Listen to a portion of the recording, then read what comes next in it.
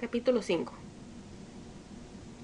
Al día siguiente por la mañana temprano, Kadono alquiló 3 carros para ir a la estación de Shimbashi a recoger el equipaje de Hiraoka.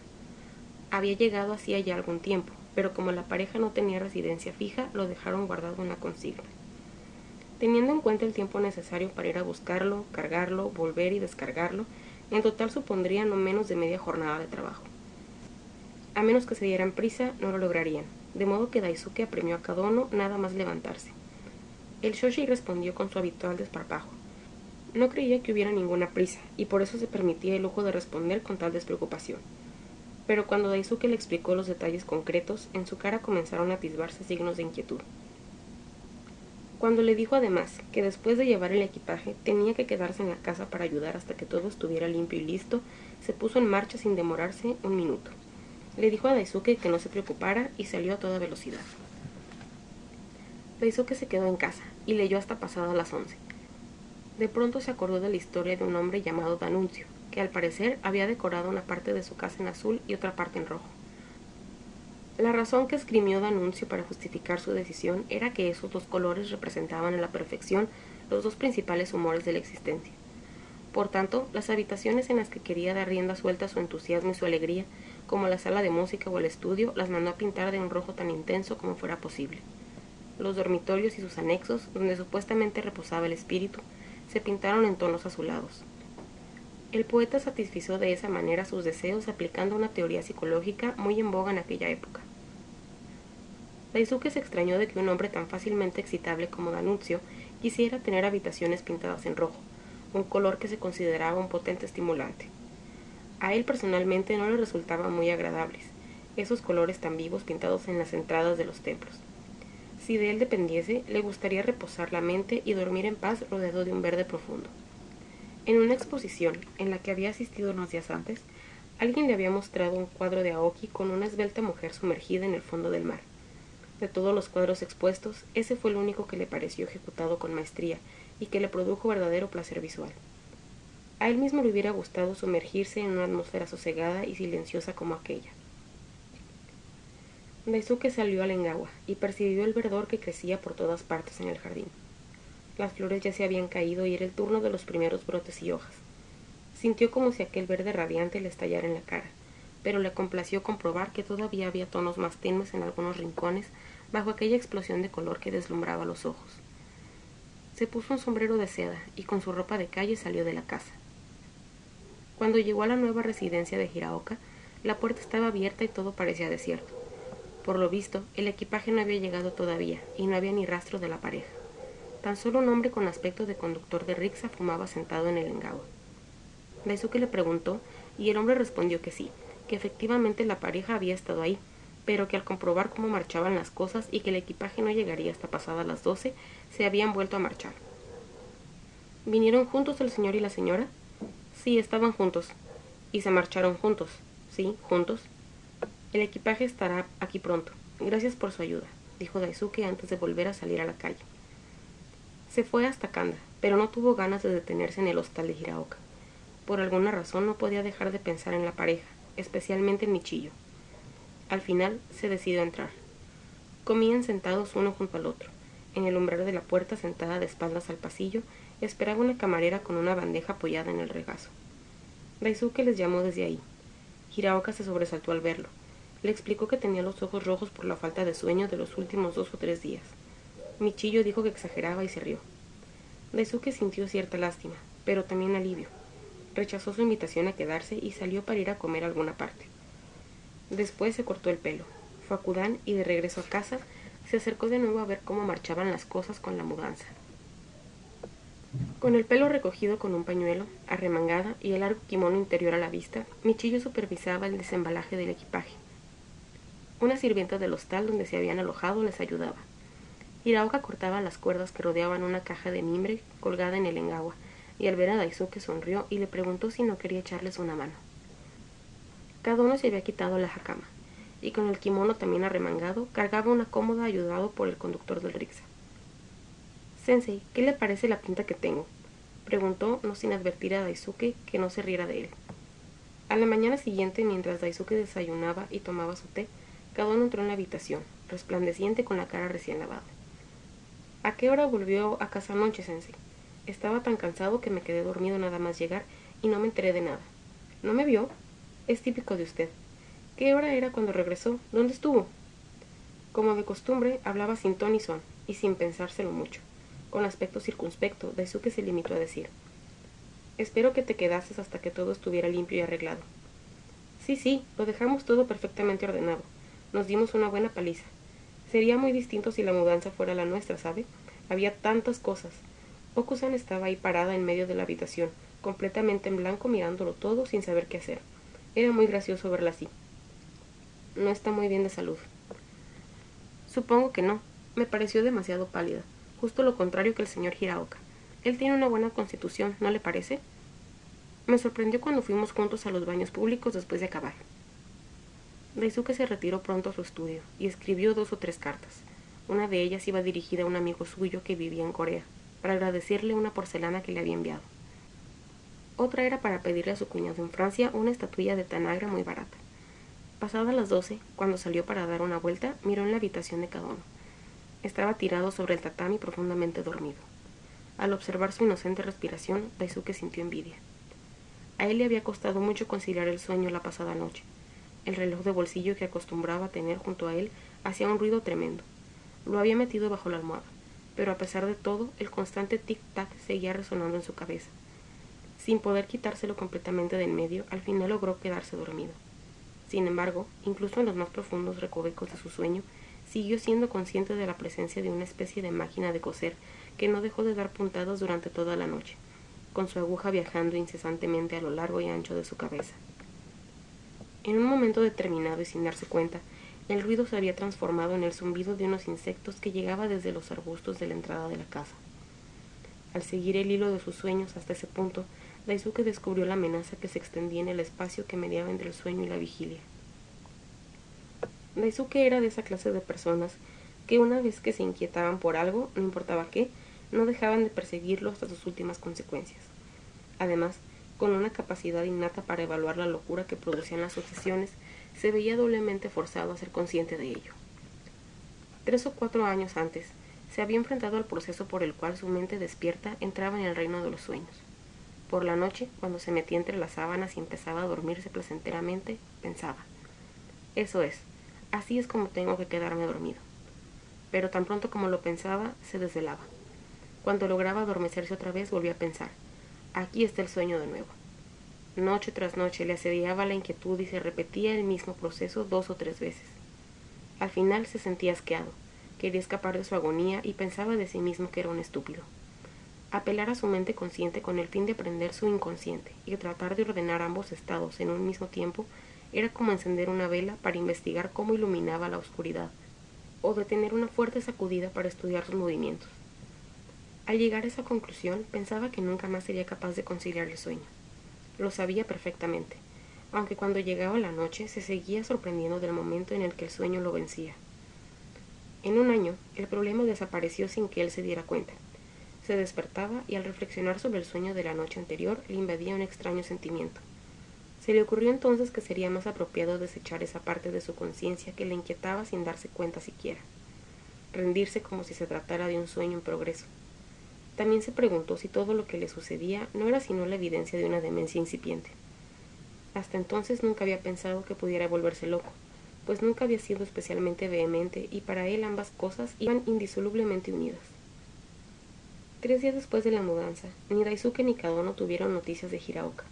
Al cuarto día, Daisuke acudió a Asabu a una fiesta a la que estaba invitado. Había muchos asistentes, tanto hombres como mujeres.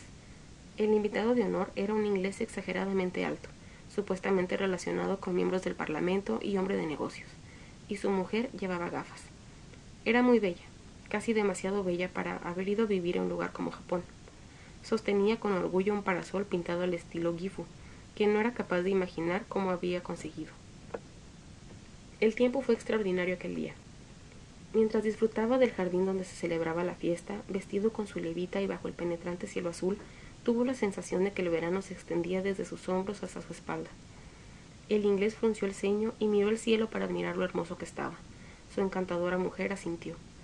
Ella profirió una exclamación en un tono muy agudo, y a Daisuke le pareció en ese momento que los cumplidos en inglés resultaban de lo más sorprendentes. La mujer le dirigió unas palabras a Daisuke, pero apenas transcurridos 3 minutos pareció no tener nada más que decir y se marchó precipitadamente. Después entabló conversación con una joven vestida con kimono y peinada al estilo tradicional y con un hombre de quien se decía que había pasado varios años en Nueva York haciendo negocios. El hombre le arriaba de dominar el inglés a la perfección y no perdía una sola ocasión de asistir a reuniones en las que se hablara ese idioma. Para él, su mayor placer consistía en hablarlo con los japoneses. Soltaba largos discursos en cuanto tenía oportunidad, y no dejaba pasar la ocasión de reírse a carcajadas de sus propias ocurrencias, como si quisiera demostrar que se lo estaba pasando en grande. De vez en cuando, el inglés le miraba cauteloso, y Daisuke pensaba que debería dejar de reírse así. En cuanto a la joven, se comportaba con toda corrección. Era la hija de un hombre de buena posición que había contratado los servicios de un tutor norteamericano con quien ella practicaba el idioma.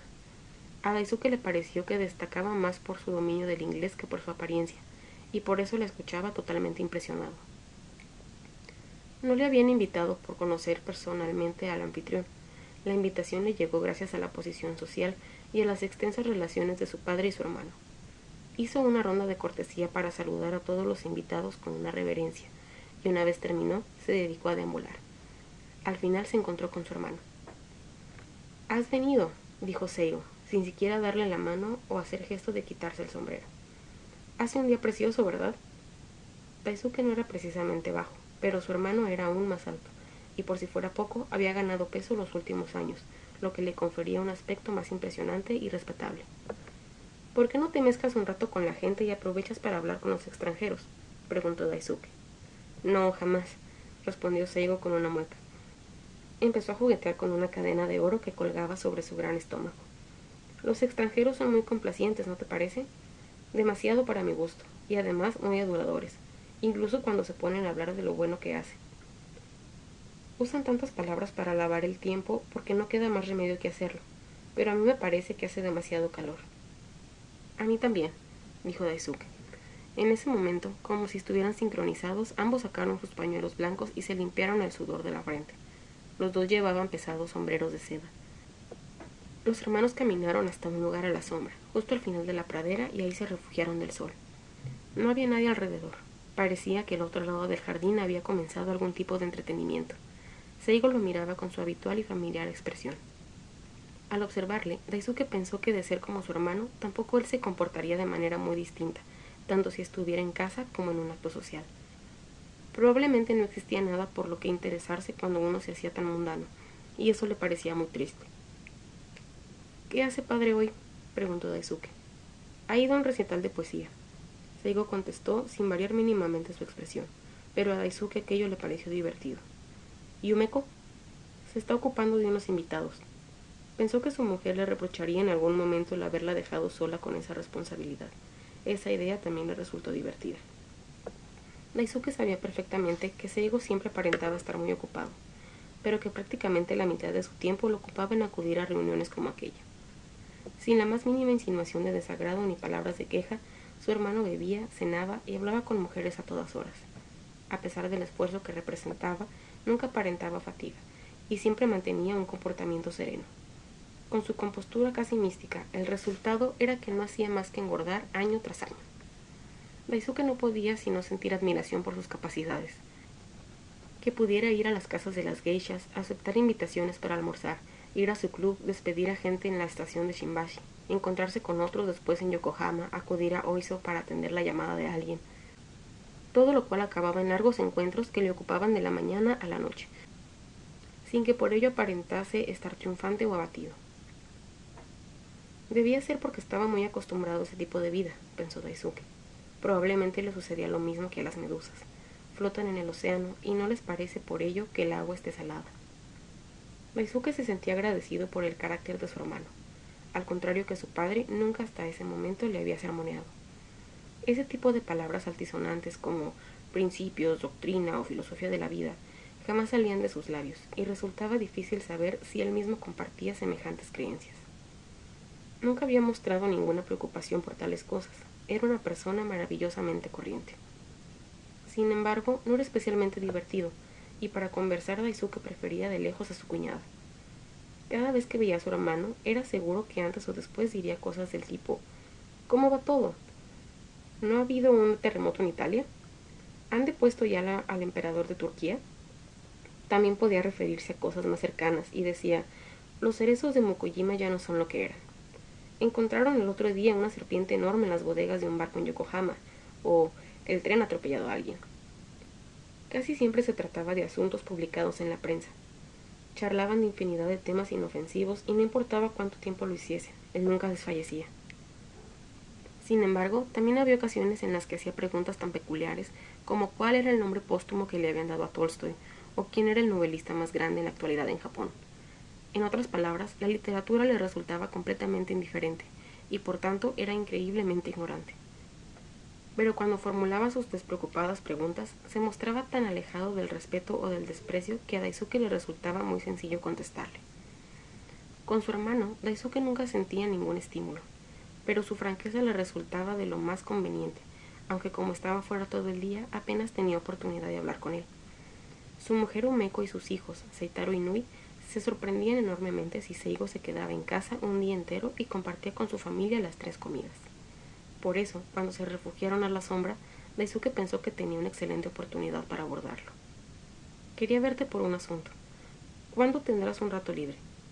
Libre, repitió Seigo, y sin ningún motivo empezó a reírse. ¿Qué te parece mañana por la mañana? Mañana por la mañana tengo que ir a Yokohama. ¿A partir de las 12? Sí, a esa hora ya estaré en la oficina, pero habrá una conferencia, así que aunque vengas no me podré quedar mucho tiempo. Entonces, ¿te viene mejor por la tarde? Por la tarde estaré en un hotel imperial. Se supone que debo hacerme cargo de esa pareja extranjera mañana por la noche. Daisuke miró a su hermano y se apretó los labios. En ese instante ambos se echaron a reír. Si tanta prisa tienes, ¿qué te parece hoy? No estaría mal. ¿Por qué no vamos a comer algo? Hace tiempo que no salimos juntos, propuso Seigo. A Daisuke le pareció bien, y pensó que su hermano le propondría ir a comer al club, pero inesperadamente le sugirió un restaurante especializado en anguilas. Nunca he ido a comer anguilas vestido de esta guisa, y menos con un sombrero de seda, dijo Daisuke un tanto indeciso. ¿Qué más da? Se marcharon de la fiesta y tomaron un rickshaw que les llevó a un restaurante situado justo al comienzo del puente de Kanesuhibashi. Era un lugar decorado a la antigua y situado entre el río y los sauces llorones. Daisuke se quitó el sombrero y lo colocó junto con el de su hermano, sobre una estantería cercana a la columna ennegrecida del tokonoma. Al verlos juntos, la imagen le resultó extraña. En cualquier caso, estar ahí los dos sentados de piernas cruzadas en la amplia habitación resultaba mucho más agradable que la fiesta en el jardín. Bebieron con alegría.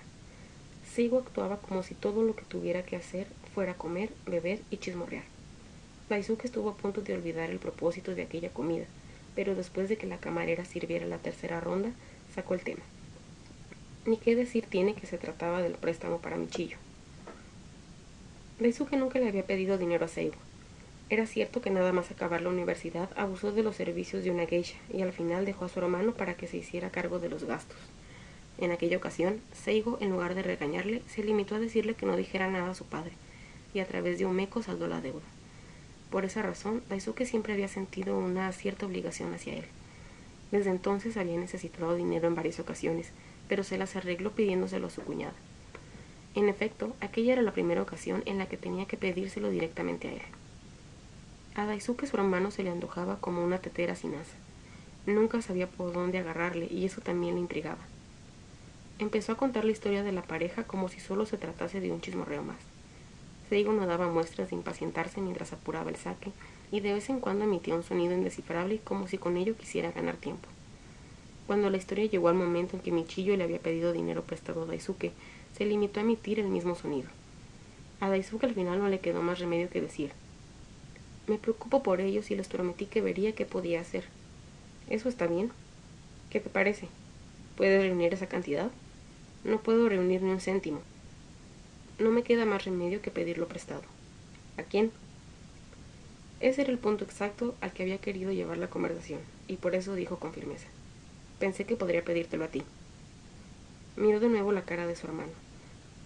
Su expresión no había variado un ápice. Con total parsimonia dijo: no te lo voy a dejar.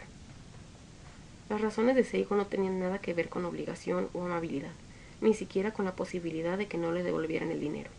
Era simplemente porque había llegado a la conclusión de que en tales circunstancias las cosas se arreglarían por sí mismas y dejaba que siguieran su curso. Seigo le ofreció una serie de ejemplos para apoyar su conclusión. Había un hombre llamado Fujino que tenía alquilada una casa propiedad de Seigo. Al tal Fujino le pidieron que se hiciera cargo del hijo de un pariente lejano, pero poco después reclutaron al joven y tuvo que volver a su provincia natal para un reconocimiento médico. Pero Fujino se había gastado el dinero que le habían enviado para la educación del chico y para su viaje de regreso. Fue a ver a Seigo para pedírselo prestado y que le ayudase a tapar el agujero financiero. Por supuesto, Seigo no recibió al hombre personalmente, pero le dio instrucciones precisas a su mujer para rechazar su petición. A pesar de su negativa, el chico pudo volver a casa a tiempo para su cita, y pasó el examen sin mayores complicaciones. En otra ocasión, sucedió que un pariente de Fujino se gastó el dinero del depósito de unos inquilinos de una casa suya que tenía alquilada. Cuando quisieron marcharse, no disponía de dicha suma para devolvérsela y también se lo pidió prestado a Seigo, a través del mismo Fujino. Volvió a decirle a su mujer que de ninguna manera, y al final el hombre se las arregló para devolver la cantidad sin mayores dificultades. Tenía muchos más ejemplos de casos parecidos. No hay duda al respecto. Umeko presta el dinero a tus espaldas. ¿No te parece que eres demasiado crédulo? Preguntó Daisuke riéndose con ganas. Por supuesto que no. Nada de eso es cierto. Seigo tenía el mismo aspecto de siempre. Levantó el vaso de sake y se lo acercó a los labios.